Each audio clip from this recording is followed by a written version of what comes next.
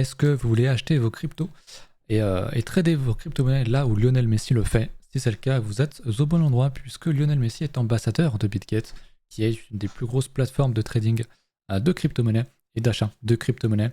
Donc aujourd'hui, on va en faire un petit tuto. Je dis petit parce qu'on pourrait faire 1 heure, 2 heures sans aucun problème. Le but, c'est de rester concis, simple pour les débutants. Vous montrer comment est-ce qu'on achète, comment est-ce qu'on fait éventuellement une transaction, et ce sera déjà très bien. On va parler spot, on va parler futur. Ce sera déjà très très bien pour cette vidéo. Donc, comment créer un compte? Tout simplement, vous allez en description, il y a un lien BitGet référal, donc je ne suis pas payé pour le promouvoir. Je n'y gagne rien, vous payez rien en plus. Simplement, au contraire, vous avez une réduction des frais de 15%, donc n'hésitez pas. La réduction est ad vitam aeternam. De toute façon, il n'y a pas de frais sur le spot, on le reverra tout à l'heure, mais vous pouvez passer par mon lien. Avec une réduction de frais, comme je le disais, les seuls qui y perdent dans l'histoire, c'est BitGet, puisque vous payez moins de frais, et moi je prends aussi une petite part des frais que vous payez, et qu'ils ne se versent pas à eux-mêmes, mais à moi. Les seuls qui y perdent, c'est l'exchange en fait, et encore pas vraiment, parce que du coup ça pousse des créateurs de contenu du coup à promouvoir leur lien, et donc à amener plus de clients sur la plateforme. Bref, passez par mon lien, normalement vous aurez une case grisée, où il y a un code, ça doit être H3X, F je sais pas quoi, qui doit être mon code référal. Donc voilà, une fois que vous aurez créé votre compte, vous serez sur cette page, je pense. Maintenant, ce qui vous intéresse, c'est comment est-ce qu'on achète des crypto-monnaies. Ah, ça tombe bien, parce que vous avez un onglet ici, acheter des crypto-monnaies. J'imagine que pour beaucoup, vous n'avez pas déjà des cryptos, puisque vous pouvez déjà acheter des cryptos avec d'autres cryptos, on verra le cas après. Mais du coup, vous avez une catégorie ici, avec une carte de crédit, par exemple. Donc cliquez dessus, moi j'ai déjà ouvert ici. Vous voyez que vous avez des euros, vous pouvez évidemment changer pour... Enfin, vous avez du dollar, pardon, USD. Vous pouvez mettre des euros pour acheter des USDT ou n'importe quoi d'autre. Moi, je vous recommande d'acheter des USDT qui sont en fait du dollar, mais sous forme de crypto. L'avantage, c'est que vous n'avez pas à payer d'impôts sur vos transactions crypto à crypto. Et l'USDT est une crypto. Parce que si vous achetez, je sais pas moi, des bitcoins avec vos euros et que vous les revendez en euros après, pour acheter une autre crypto, vous avez fait une transaction crypto à euros. Et donc, c'est imposable. Donc passez toujours par de l'USDT, c'est du cash, concrètement c'est du flat, hein. Vous avez même un EUR, donc un euro sous forme de crypto, mais le plus commun, le plus connu, c'est évidemment l'USDT. Donc n'hésitez pas à passer par ça, c'est vraiment important. Bon, maintenant que ça c'est fait, vous avez également d'autres options pour acheter, mais ce qui nous intéresse maintenant, ça va être de voir comment est-ce qu'on achète nos premières cryptos. Là, vous avez donc de l'USDT. Maintenant, vous allez aller dans Trading. Vous avez deux choses. Vous avez 1, le spot, 2, le futur. 3, la marge, mais c'est de la merde. Concrètement, c'est du spot avec du levier. Sauf que pour ça, vous avez le futur qui est bien mieux, beaucoup plus de volume, beaucoup plus efficace. Pour moi, la marge n'est vraiment pas intéressante. On a également la case convert, très très important. On va commencer par ça, puisque je pense que ça va être l'outil le plus simple, notamment pour les débutants, puisque ça ressemble à quelque chose comme ça. Je vais vous montrer tout de suite. Ça met un petit peu de temps à charger, je crois que c'est mon PC qui a un petit peu de mal, ou alors c'est ma connexion. Du coup, vous arrivez sur quelque chose comme ça. Donc vous avez vos USDT, vous mettez la somme que vous avez. Moi, on voit que j'en ai 239 là. J'ai pas grand chose sur BitGet, puisque j'ai fait pas mal de transactions pour emmener sur mes wallets. Et vous pouvez choisir ce que vous achetez. Voilà, si vous avez des USDT, vous pouvez les transformer en SNX, et puis en fait, après vos SNX, vous pouvez les retrouver là-dedans, échanger en LTC, etc. etc. C'est très simple. On va retourner sur, parce que j'en ai pas, je vais quand même vous montrer USDT, parce que j'en ai. Si je veux prendre, acheter pour 100 balles de SNX, on voit que j'ai un aperçu. J'ai juste à cliquer ici, aperçu. On voit qu'il n'y a pas de frais. Ok, c'est du spot, donc il n'y a pas de frais sur BitGet. C'est très important. Et vous avez juste ensuite à confirmer. Vous avez que quelques secondes, parce que du coup, c'est un achat qui se fait au marché. On le verra après, mais c'est un achat là, maintenant, tout de suite. Et c'est très différent d'un achat limite qu'on va voir juste après. Ça, c'est le plus simple. Pour acheter vos premières cryptos, c'est vraiment ultra simple. Okay. Maintenant, le niveau supérieur, ça va être d'aller donc dans Spot. Parce que le spot, je précise pour ceux qui ne savent pas, le spot, c'est le marché réel. C'est-à-dire que si vous achetez n'importe quelle crypto, vous la possédez réellement.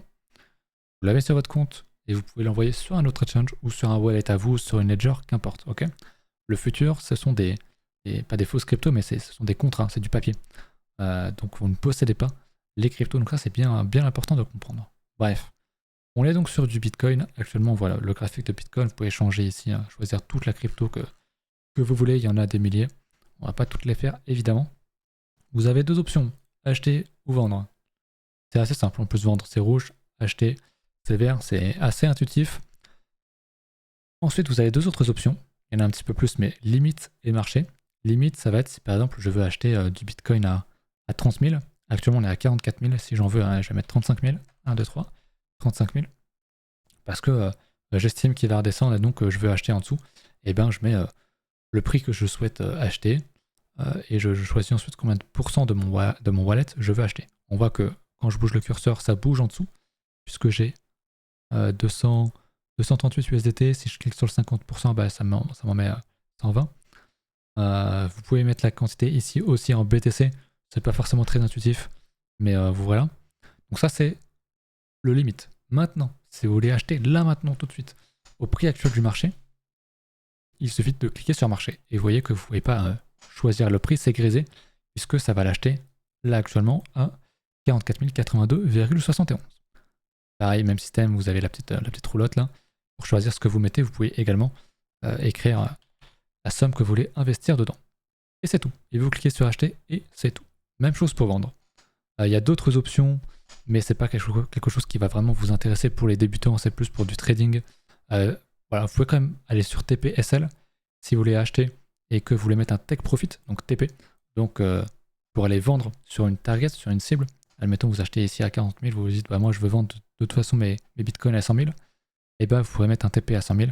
Et si par contre on vous dit et bah si ça casse 23 000, je vends, je sauve ce qui me reste, et bah vous pourrez mettre aussi un stop loss sur ce niveau-là. Voilà, ça reste assez simple, que vous fassiez ça ou via le convert, c'est la même chose. Ok, sauf que le convert, c'est du market. Donc, si vous achetez là maintenant tout de suite. Tout simplement. Si maintenant, vous êtes intéressé pour trader des crypto-monnaies, il va falloir aller sur... Alors, je vais revenir sur ce qu'on avait tout à l'heure. Vous allez sur trading, vous allez sur futur. Et là, vous ne possédez pas les cryptos. Ok, mais pourquoi pourquoi faire ça? L'avantage, c'est que vous avez du levier. Alors, attention, le levier est un outil dangereux parce que très mal utilisé par la majorité des gens. Je vais vous montrer concrètement à quoi ça sert. On va aller sur du 5 minutes par exemple. Admettons, vous voulez acheter du Bitcoin ici, ok, et vous avez un stop loss qui va être, on va prendre un niveau simple qui est ici. Là où j'ai mon curseur. On voit que c'est moins 0,5% sur le graphique. Sauf que vous, votre gestion du risque, c'est de perdre 1% par trade. Là, même si tu mets toute ta thune, tu vas perdre que 0,5%. Donc tu vas utiliser un levier de 2 pour avoir ton 1%. Donc tu ne perdras pas 0,5%, mais 1%. Et c'est la même chose, hein, si tu avais prévu de prendre tes profits sur un plus 1%, et bien du coup tu es en levier 2, donc tu vas gagner 2%. Voilà comment ça marche, et ça sert à gérer son risque et à rien d'autre. C'est pour ça qu'il y a on va cliquer ici à droite, il y a du 125, ça ne sert vraiment à rien. Même sur Bitcoin, honnêtement, le x10, x20 gigamax, c'est vraiment énorme. Puisque si je passe sur du 1 minute, pour ceux qui seraient intéressés pour trader du très court terme, on voit qu'il n'y a pas de trou, les mèches sont bien remplies. Donc vraiment pour des petites unités de temps, allez sur le futur, gardez le spot pour vos investissements et pour des trades sur plusieurs jours, plusieurs semaines. Mais si vous tradez le 1 minute, le 5 minutes, le 15 minutes, voire le 1 heure, vous pouvez rester sur le futur, c'est vraiment, vraiment important. Admettons, vous êtes vous achetez du très court terme, voilà, vous êtes ici, vous avez un stop qui est ici, ok, à moins 0,07.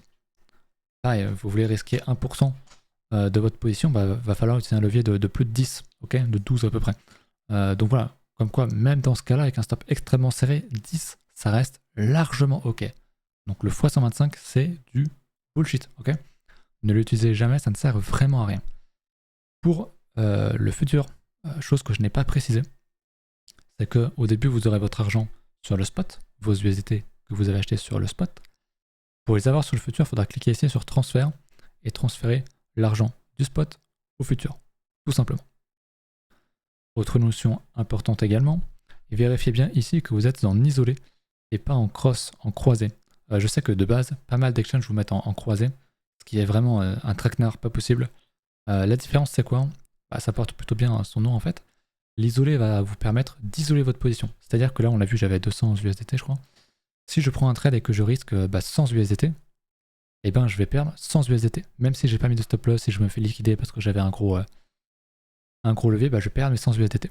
Si je ne suis pas en isolé et que je suis en croisé, il va prendre ce qu'il y a, ce qu'il reste sur mon compte pour ne pas me liquider et donc augmenter ma position pour m'éviter la liquidation. Donc ça, faites vraiment attention, soyez vraiment en isolé et les leviers, vous pouvez descendre, hein, vraiment, je vous ai dit 10 en théorie, ça devrait être largement suffisant pour tout le monde.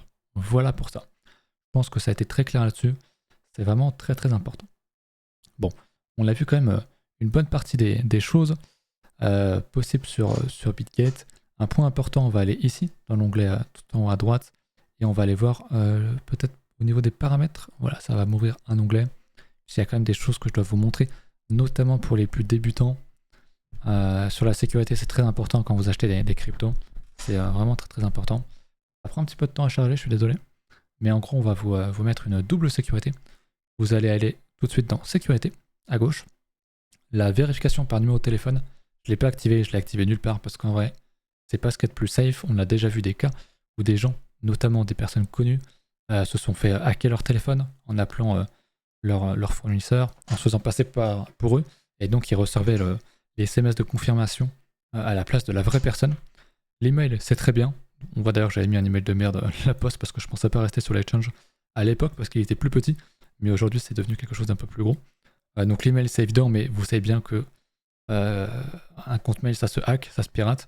Et si on a ton mail et ton mot de passe, globalement, tu n'as plus de compte et tu n'as plus de crypto. Okay, c'est pour ça qu'il faut activer les codes Google Authentificator.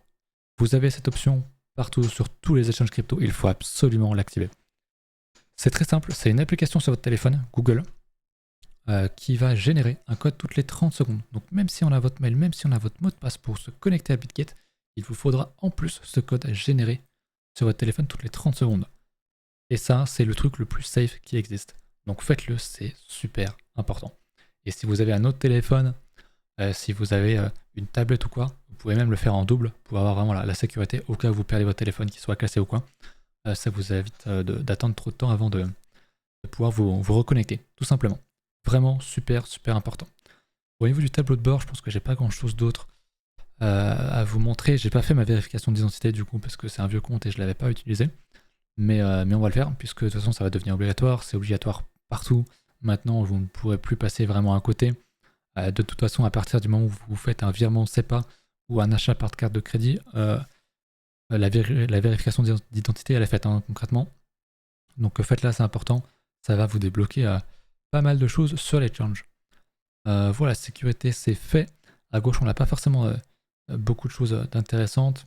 Le copy trading, je vous déconseille fortement d'en faire parce que typiquement, c'est quoi déjà le copy trading? Ça va être de copier les performances, les trades d'une autre personne de la plateforme. Donc prendre ses gains et prendre ses pertes. Vous voyez tout de suite, vous êtes tout de suite attiré par le 16 205% de cette personne. Vous dites, ouais, c'est un super bon trader, je vais mettre ma thune là-dessus. Non. Ce sont des gens qui font plein de comptes, qui prennent des comptes avec $1, ils y vont en x125 et c'est tout. Et à un moment donné, il y a un trade qui va passer, forcément, donc ils vont faire des gros pourcentages, sauf qu'en fait c'est du bullshit. Ils vont juste prendre un pourcentage des trades gagnants qu'ils vont prendre sur vous, et c'est tout. Eux, ils auront rien risqué, $1, et vous allez perdre votre thune, donc vraiment faites pas ça. De toute façon, quand vous voyez des 16 000% globalement, il faut fuir, hein. Il n'y a personne qui fait 16 000% sur un trade ou même sur un an, c'est vraiment beaucoup trop. Donc faites vraiment attention à ça. Je pense qu'il y a quand même des gens honnêtes et des vrais bons traders sur la plateforme, mais vérifiez, voilà, déjà moi je vois un truc qui est éliminatoire, c'est le drawdown. 52%, ça veut dire qu'il a perdu 50% à un moment donné sur son compte, donc c'est pas du tout correct, c'est vraiment pas bon. Alors certes, il a gagné la majorité de ses trades, mais il a un drawdown de 50%, ce n'est pas possible. Et on voit d'ailleurs que les gens qui le suivent ont perdu moins 39 000 $. Preuve qu'il est dans le rouge en fait, contrairement à ce qu'on peut croire ici. Il est dans le rouge, donc vraiment il faut vraiment pas y aller. Donc faites vraiment attention. Tout simplement. Ça c'était un point important, vous avez d'autres choses aussi. Vous avez des bots, si vous voulez acheter petit à petit, etc. Je vous laisse regarder ça de votre côté. Vous avez du earn comme partout. L'épargne, le stacking, etc. Bon, si vous ne connaissez pas, je ne vais pas tout vous expliquer ici, mais vous avez plein d'options, plein de produits comme sur tous les exchanges globalement. vous avez quelque chose de pas mal. Vous avez les NFT. Je crois que je l'ai déjà ouvert. Yes, il est ici. Donc vous pouvez acheter des NFT directement depuis la plateforme. Vous pouvez connecter un wallet. C'est pas mal si vous avez peur de passer par d'autres sites. Vous avez peur, peut-être qu'il peut y avoir un hack, du phishing, etc. Vous avez, je sais pas s'ils ont toutes les collections NFT, mais ils ont l'air d'avoir des grosses. Déjà, Bored Ape, c'est la plus grosse. Mutant Ape, c'est la seconde. The Gods, Azuki, tout ça, c'est du très très gros. Les autres, j'avoue, je les connais pas parce que je suis pas à fond dans les NFT, mais ça m'a l'air d'être vraiment pas mal. Donc il y a vraiment aujourd'hui tout de possible sur BitGate, donc n'hésitez pas à passer par les changes. En passant par mon lien encore une fois, et à nous rejoindre sur Discord si vous êtes intéressé par l'école. Je crois que c'est à peu près tout, je pense que j'ai fait à peu près le tour de tout ce que j'avais à dire. Je vérifie mes notes, mais on a parlé de la création du compte, du dépôt, du fiat, du spot et du futur. C'est vraiment la base pour les débutants. Normalement, vous avez tout pour bien réussir à pouvoir acheter vos premières cryptos. Si vous avez des questions, mettez-les en commentaire, j'y répondrai, ou venez sur le Discord, j'y répondrai moi ou quelqu'un d'autre avec grand plaisir. Sur ce, je vous invite à vous abonner, je fais des vidéos très souvent, notamment d'analyse technique, j'achète, je vends les cryptos assez souvent, notamment des alts, surtout en ce moment pour de l'investissement. On l'a dans l'école, on est déjà en x2 je crois sur les structures de bottom qu'on a acheté, donc ça se passe plutôt bien. On est sur un marché qui est très conciliant, donc c'est très important de s'y intéresser, à mon avis, actuellement, plutôt que quand on sera dans une parabole. Bref, je vous laisse là-dessus. J'espère que vous avez kiffé la vidéo. À la prochaine. Salut.